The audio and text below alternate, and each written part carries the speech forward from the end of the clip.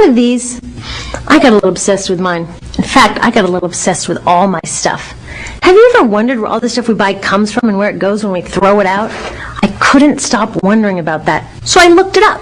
And what the textbook said is that stuff moves through a system from extraction to production to distribution to consumption to disposal. Altogether, it's called the materials economy.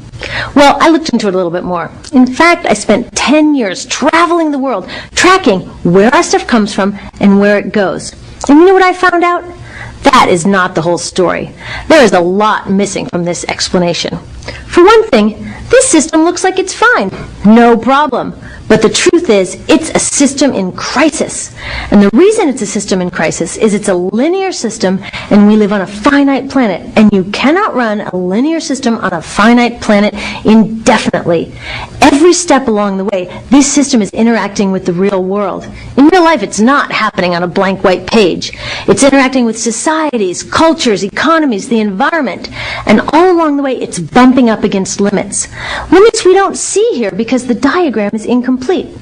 So let's go back through. Let's fill in some of the blanks and see what's missing. Well, one of the most important things that's missing is people. Yes, people. People live and work all along this system. And some people in this system matter a little more than others. Some have a little more say. Who are they? Well, let's start with the government. Now, my friends tell me I should use a tank to symbolize the government, and that's true in many countries and increasingly in our own. After all, more than 50% of our federal tax money is now going to the military. But I'm using a person to symbolize the government because I hold true to the vision and values that government should be of the people, by the people, for the people. It's the government's job to watch out for us, to take care of us. That's their job. Then along came the corporation. Now, the reason the corporation looks bigger than the government is that the corporation is bigger than the government.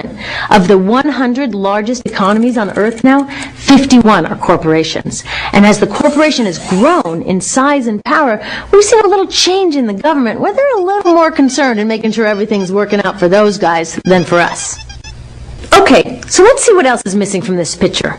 We'll start with extraction, which is a fancy word for natural resource exploitation, which is a fancy word for trashing the planet. What this looks like is we chop down the trees, we blow up mountains to get the metals inside, we use up all the water, and we wipe out the animals.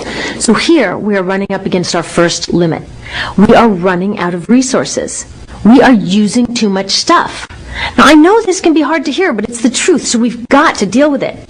In the past 3 decades alone, 1/3 of the planet's natural resource base has been consumed. Gone. We are cutting and mining and hauling and trashing the place so fast that we're undermining the planet's very ability for people to live here. Where I live, in the United States, we have less than 4% of our original forests left. 40% of the waterways have become undrinkable.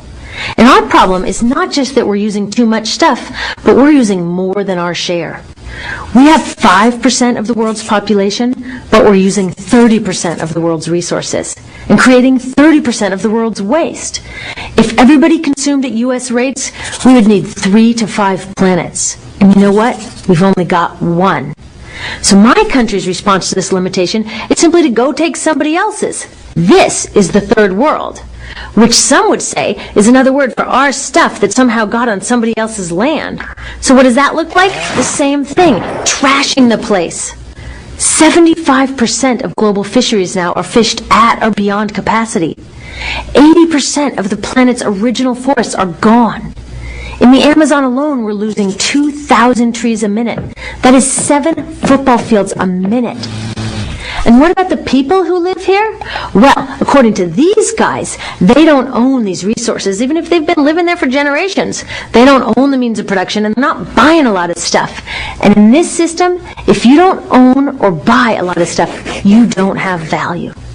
So next, the materials move to production. And what happens there is we use energy to mix toxic chemicals in with the natural resources to make toxic contaminated products. There are over 100,000 synthetic chemicals in use in commerce today. Only a handful of them have even been tested for health impacts, and none have been tested for synergistic health impacts. That means when they interact with all the other chemicals we're exposed to every day. So we don't know the full impact on health and the environment of all these toxic chemicals, but we do know one thing: toxics in, toxics out. As long as we keep putting toxics into our industrial production systems, we're going to keep getting toxics in the stuff that we bring into our homes and workplaces and schools and, our bodies. Like BFRs, brominated flame retardants, they're a chemical that make things more fireproof, but they are super toxic. They're a neurotoxin. That means toxic to the brain. What are we even doing using a chemical like this? Yet we put it in our computers, our appliances, couches, mattresses, even some pillows.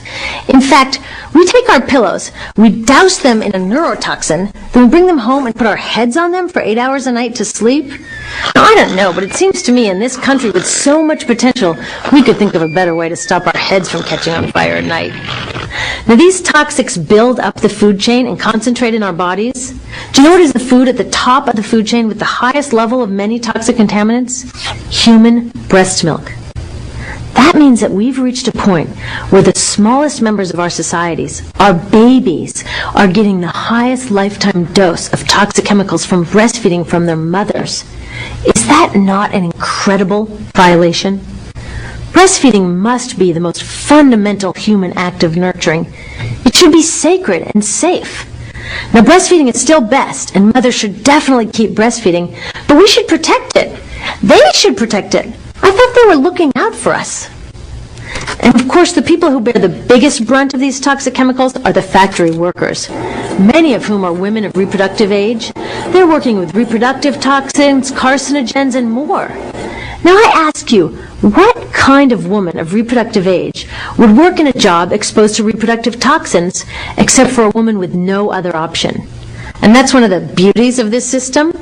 The erosion of local environments and economies here ensures a constant supply of people with no other option.